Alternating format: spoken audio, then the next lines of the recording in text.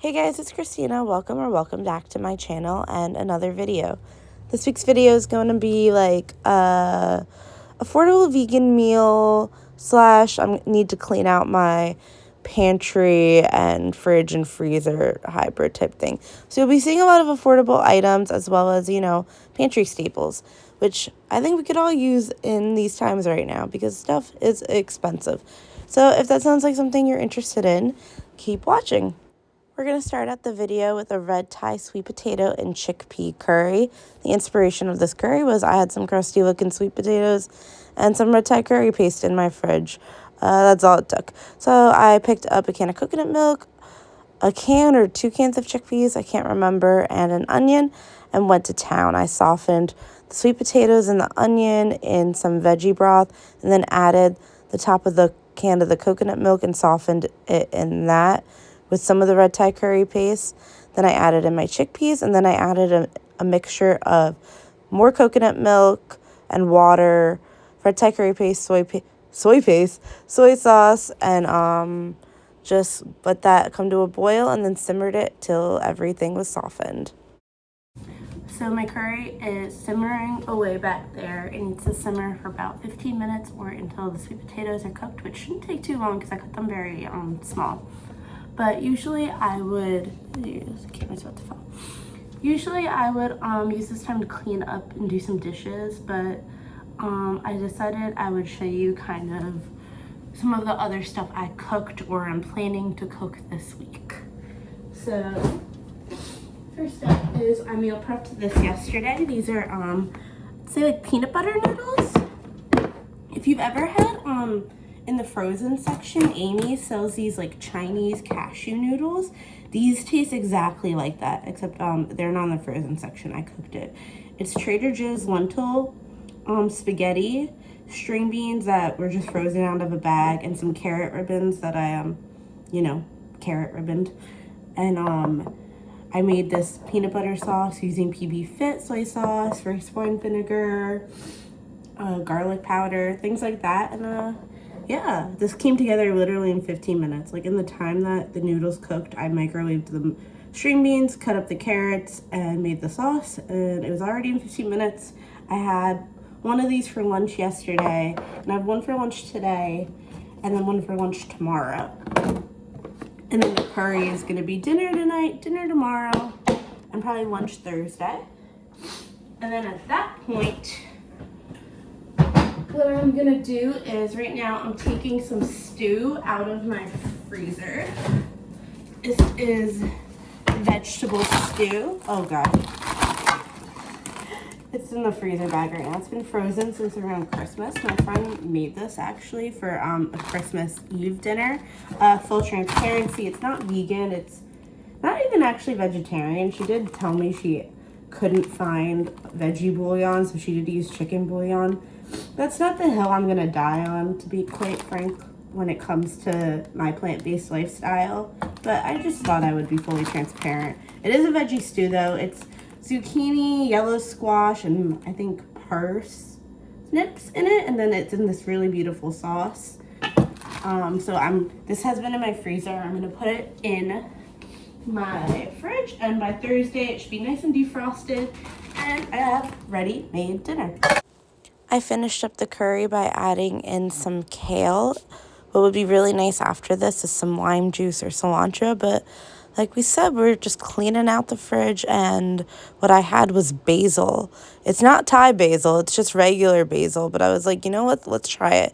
I actually really, really liked it. I thought it added some nuance to a very simple curry, and this was so delicious. So now we're on to another meal I made, and this is actually so sad for me to watch, because this is the last time we will be seeing me use this Instapot, because I broke it while washing it the next day, which is really sad. But let's give it one last recipe to go out with a bang. So it's mashed potatoes. It's not really that much of a banger of a recipe, but you know what? Maybe it is. Mashed potatoes are awesome. So to make mashed potatoes in the Instapot, it is super simple. You just cut up your mashed potatoes and add enough water to cover all the potatoes. So not a lot. Let it come to pressure and cook on high pressure for 10 minutes, then do a quick release and mash it all up. It's that simple. But yeah, I had some crusty looking potatoes once again and decided mashed potatoes would be the perfect base to go with my stew. So yep, I just cooked up a bunch of mashed potatoes. My favorite way to make Instapot mashed potatoes is actually by adding coconut milk instead of like another type of plant-based milk. Even though I do actually want to try soy milk. I think soy milk could be good too. But I still had half a can of coconut milk from the curry. So this worked out really, really well. I love when recipes for the week come together like that. But I seasoned pretty simply with salt, pepper, garlic powder, and then just the coconut milk. No butter or anything like that. And usually these would come out creamier, but my milk to potato ratio was a little low. Like I probably should have added more milk, but I was just trying to get these potatoes ready because I had to go to work. So these are my mashed potatoes. I'm going to have half of it with half of this, which is my defrosting stew. And then I'm going to have the other half of this with the other half of this. It's just very convoluted to say that this is going to work with me for 2 lunches, not just one. But yeah, I like doing this where I kind of put, instead of like putting the mashed potatoes with the stew in 2 different Tupperwares, doing like 1 stew Tupperware, 1 mashed potato Tupperware, and then I have a bowl at work. I put it all in and heat it up together. That's just my personal preference, especially because these aren't really microwavable Tupperwares, and all my microwavable ones are dirty. But yeah, mashed potatoes. When it comes to budget-friendly meals, I don't think anything can beat the tofu scramble.